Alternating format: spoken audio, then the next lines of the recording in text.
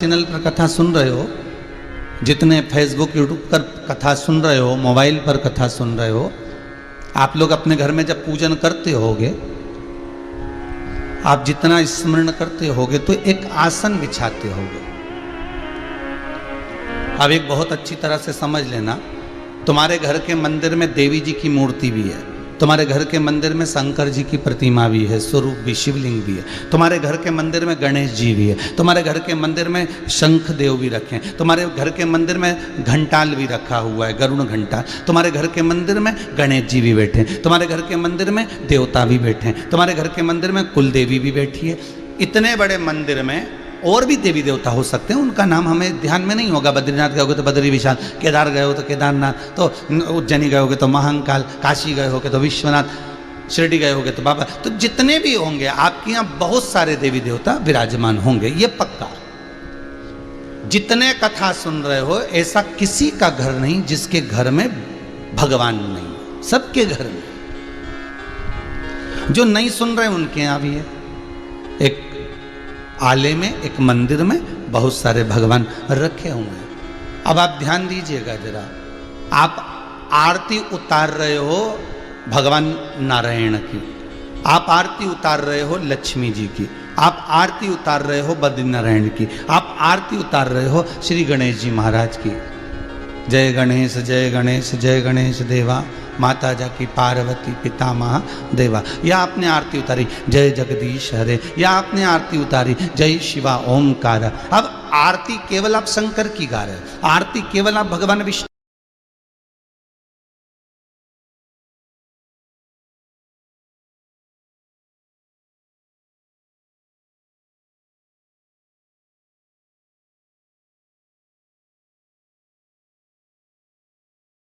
की गा रहे हो, आरती केवल आप भगवान आदि आदि गणेश जी महाराज, देवी देवता जिसकी भी आप आरती गा रहे हो, जिसका भी आप भजन कर रहे हो, आरती आप केवल एक देवता की गा रहे हो। पर आप आरती सारे देवता कितने सारे बैठे हैं, तो गणेश जी के बाद क्या तुम देवी जी की आरती गाओगे?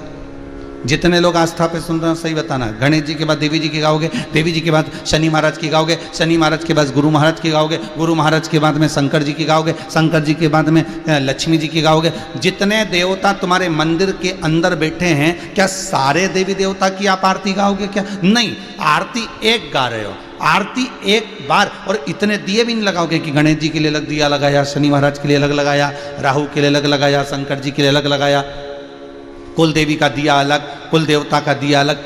ये नहीं है, दिया एक लगा है, आरती एक बोली जा रही है। फिर सारे देवताओं को ये आरती स्वीकृत कैसे होगी? सारे देवताओं की आरती का पुण्य हमें कैसे मिलेगा? तो शिव महापुराण की कथा कहती है, स्कंद पुराण कहती है, पद्म पुराण कहती है कि जिस आसन पर बैठकर हम आरती करते हैं और वो जिस तरह से गुथा हुआ होता है, उसमें जितने धागे लगे होते हैं, उतने ही देवताओं की आरती का पुण्य हमारे खाते में पहुंच जाता है। हमें अलग से किसी देवता की और आरती उतारने की जरूरत नहीं पड़ती कि गणेश जी की हम अलग से उतारेंगे, कुल देवता की अलग से उतारेंगे, उन देवता की अलग से उतारेंगे, उन देवी की अलग से उतारेंगे। नहीं नहीं, आरती एक है, मंत्र एक है, स्मरण एक है, नाम जाप एक है, पर आसन पर बैठकर सबकी प्राप्ति हमें होगी।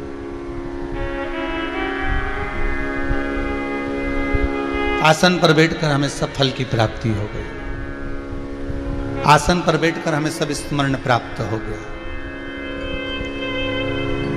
अरे भाई, हिंदू धर्म में कुछ कुछ स्मरण, कुछ कुछ मंत्र, कुछ कुछ उपास, कुछ पूजन, कुछ दान, कुछ सत्कर्म ऐसे आते हैं कि वो हजारों गुना फल प्रदान कर देते,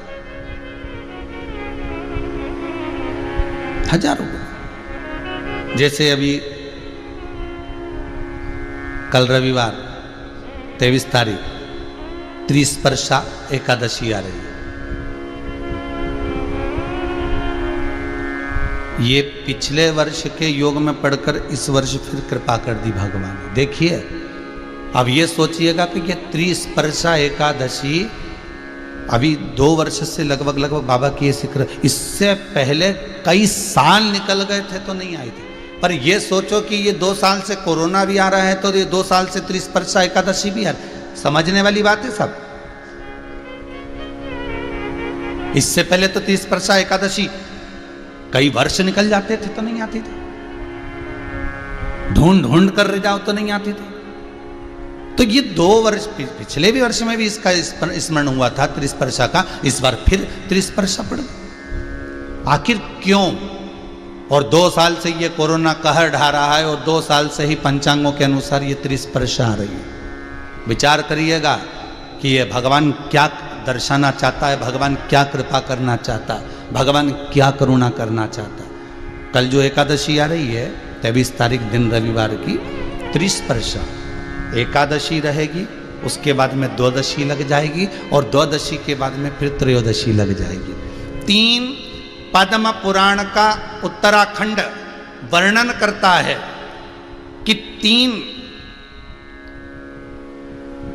एकादशी के क्रम में त्रिस्पर्शा जब पड़ रही है, त्रिस्पर्शा एकादशी के क्रम में जब त्रिस्पर्शा पड़ रही हो, अर्थात एकादशी भी पढ़ रही हो, द्वादशी भी पढ़ रही हो, और त्रयोदशी भी पढ़ रही हो, त्रिस्पर्शा। तो कहते हैं हजारों हजार बार गंगा का स्नान, हजारों हजार बार, कहते हैं हजारों हजार बार गौदान, हजारों हजार बार मंत्र जाप, हजारों हजार बार सारे पृथ्वी के तीर्थ में स्नान, पूजन, दान, अश्वमेध यज्ञ के 1000 गुना फल, सोम यज्ञ सर्वोत्तम यज्ञ के 1000 गुना फल केवल त्रिस्पर्शा एकादशी पद्म पुराण कहती है उस दिन व्रत करने से प्राप्त हो जाता है। कल उसका नाम रहेगा मोहिनी एकादशी, पर त्रिस्पर्शा है। इसको मंजुला भी कह सकते हैं, मतलब सब में लीन होने वाले। और मेरा सबसे निवेदन है आप सबसे, व्रत करो, भले बकरी जैसे चरो, पर एकादशी जरूर करो, एकादशी जरूर करना। आपसे बने, हम ये नहीं कहते कि तुम भूखे रहो, क्योंकि आज डॉक्टर कहते हैं कि इस कोरोना महामारी के चलते आपका पेट खाली नहीं रहना चाहिए। डॉक्टर कहते हैं इस कोरोना महामारी के चलते आपके भीतर एनर्जी पूरी होना चाहिए, आपकी इम्यूनिटी प्रबल होना चाहिए। और अगर हम आपको एकादशी का व्रत करवा दें और आपसे कहें कि आप पानी पी कर रह जाओ, आप एक फल खा कर रह जाओ, या फल का रस पी कर रह जाओ, या नारियल का पानी पी कर रह जाओ, और आप एकादशी रख लोगे और हमारे कहने पर रख लिया, और मालूम पड़े 3-4 दिन हॉस्पिटल में पड़े रहोगे और सियोर वाले महाराज को कोसते रहोगे।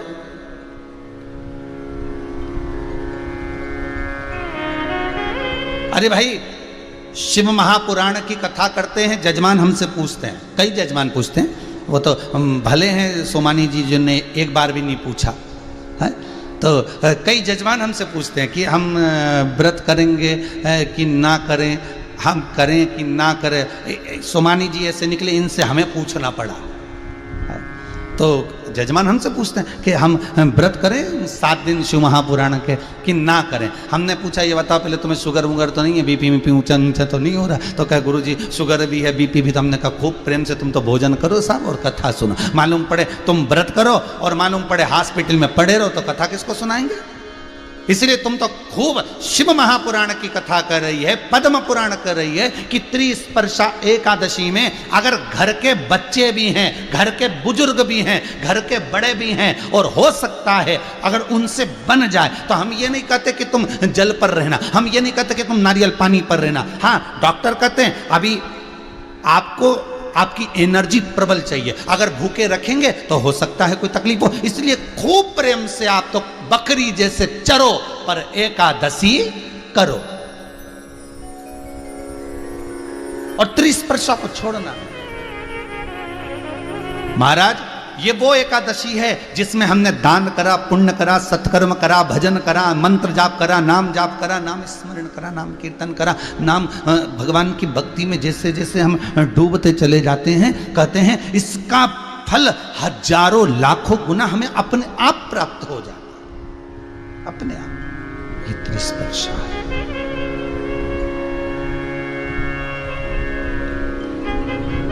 इस मौका दिया है भगवान ने, 2 साल से मौका दे रहा है, 2 साल से भगवान कृपा कर रहा है, जान करके कृपा कर रहा है। क्यों?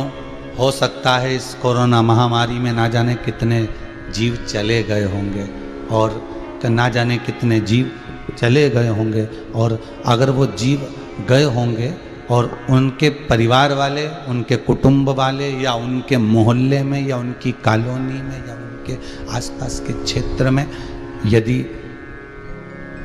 नज़दीक के क्षेत्र में भी कोई इस त्रिस्पर्शा एकादशी का व्रत कर लेगा तो हो सकता है वो जीवात्मा तर जाए। फिर उसकी, क्योंकि अभी जितने भी आप सबने देखा होगा, जितने भी अंतिम संस्कार हुए हैं इस कोरोना महामारी के चलते, ना तो उनका पिंड हुआ, ना उनका सही तरह से तर्पण हुआ, ना उनका सही तरह से तिलांजलि हुई, ना उनको सही तरह से अन्न मिल पाया। इतने दिन तक हॉस्पिटल में पड़े रहे, तड़पते रहे, श्वास के बल पर पड़े रहे, वेंटिलेटर पर पड़े रहे, और वो जीव चला गया। इंतजार करते करते अपने परिवार तक का मुख नहीं देख पाया। तो उसकी जीव की गति सुधारने के लिए हो सकता है मेरे भगवान भोलेनाथ ने, हो सकता है मेरे नारायण ने इसको त्रिस्पर्शा एकादशी इसलिए दे दी कि जीव का कल्याण हो जाए।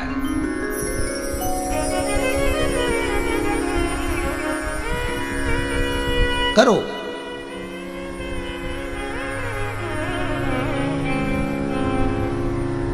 और करने के साथ में मंत्र जाप भी करो। और आपसे निवेदन है, अगर जो व्रत नहीं कर सकते, जो स्मरण नहीं कर सकते, व्रत नहीं कर सकते एकादशी का, मान लो होते हैं ऐसे लोग जिनके नहीं बन पाता, सब शरीर से नहीं हो रहा, तो मत करो। तो एक काम करो, आप भजन तो कर सकते हो, भजन भी नहीं कर सकते तो मंत्र जाप तो कर सकते हो, और मंत्र जाप भी नहीं कर सकते तो एक काम करो कि 3 घंटा 2 बजे से 5 बजे तक बैठकर शिव महापुराण की कथा सुन तो सकते हो, इतना भी कर लेना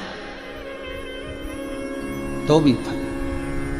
तो कथा जो चल रही है वो आसन पर चल रही है। जिस आसन पर बैठकर हम भगवान की भक्ति को धारण करें, जिस आसन को हम बैठकर भगवान का नाम लेते हैं, घर के मंदिर में ढेर सारे देवी देवता होते हैं, बहुत सारे देवता होते हैं, ऐसा नहीं है, हम मना नहीं करते कि आप क्या देवता मत रखो, आपकी मर्जी पड़े जिस देवता को रखो, आपकी जिससे अच्छी पटे उसको पटा लो, हमारे कोई दिक्कत वाली बात नहीं।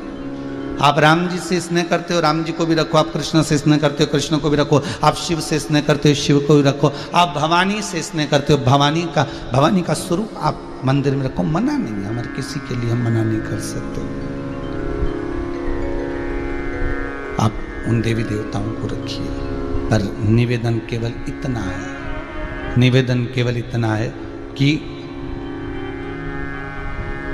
आपने जिनको रखा है उनको सम्मान पूरा देना, सत्कार पूरा देना, सम्मान से वंचित ना रखिएगा।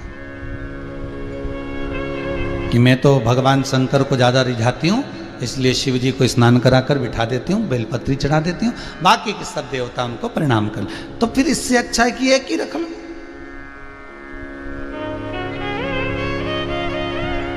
मैं ठाकुर जी से ज्यादा लाड लड़ाती हूँ, मैं ठाकुर जी का भजन ज्यादा करती हूँ, बाकी के देवताओं को मैं नमन करती हूँ, तो फिर ठाकुर जी को रख लो।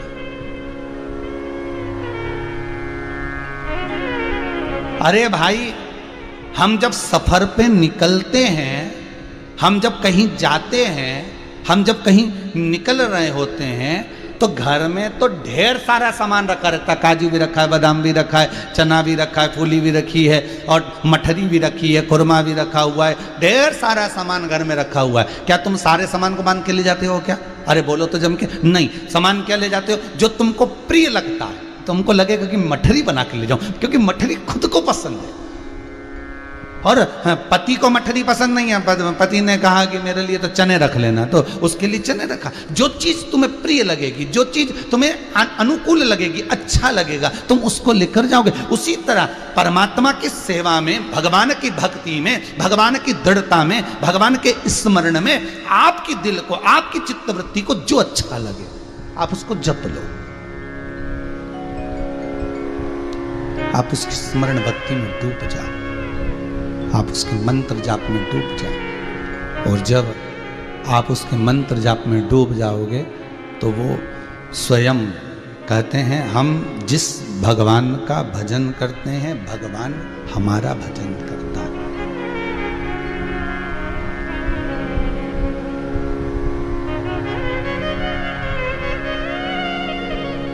हम जिसका स्मरण करते हैं वो हमारा स्मरण करता है। पहले